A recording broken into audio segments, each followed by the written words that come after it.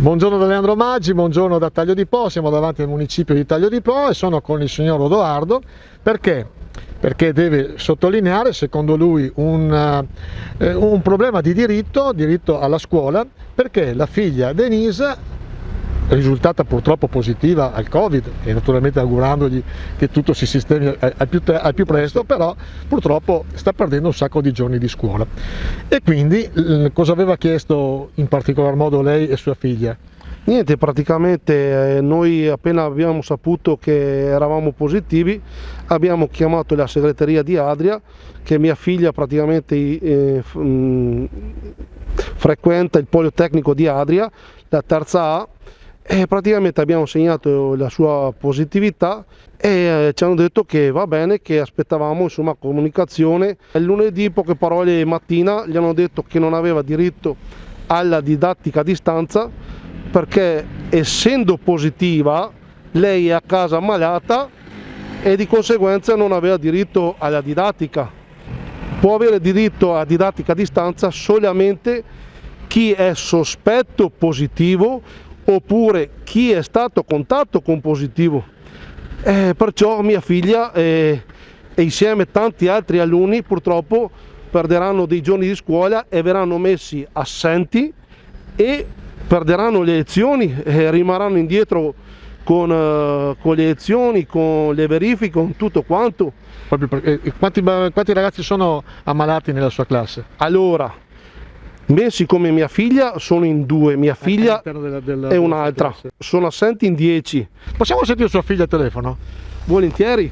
Buongiorno Denise, allora sei qua in diretta con noi al telefono. Secondo te perché c'è questo buco di diritto nel tuo caso? Voglio dire, non capisco perché ci sia questa discordanza tra il fatto che i positivi vengono considerati malati, mentre quelli che sono stati a contatto con dei positivi vengono messi in didattica a distanza. Io non capisco questa cosa, perché comunque i positivi ne avrebbero più diritto, perché non si sa quanto tempo possano stare a casa con il coronavirus.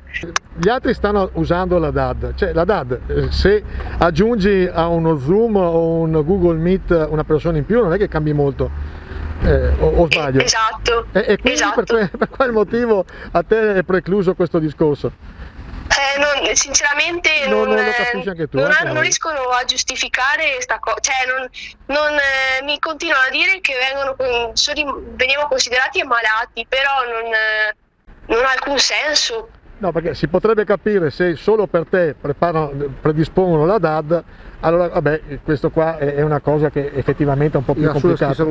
Ma se solo da aggiungere una persona in più a uno Zoom o Google Meet, se non so quale programma userete, ma più o meno sono tutti uguali, questa è un'assurdità che effettivamente, giustamente tu e anche tuo papà lo state sottolineando. Guarda, noi lo segnaliamo, lo mettiamo come possiamo. So che tuo papà e anche tu vi siete mossi attraverso anche all'assessore all'istruzione della Regione Veneto, avete scritto a Zaia, quindi i vostri passi li avete fatti. Se possiamo anche noi nel nostro piccolo aggiungere un tassello in più, perché secondo me, almeno così da profano, mi sembra veramente una grande fesseria. E comunque secondo noi, da quello che abbiamo capito da provveditorato di Rovigo, Bettorello, lui ha guardato e praticamente dipende dal preside di Adria, e praticamente il preside di Adria del Politecnico ha preso questa decisione, ma solamente nel Politecnico ha preso questa decisione. Perché le altre scuole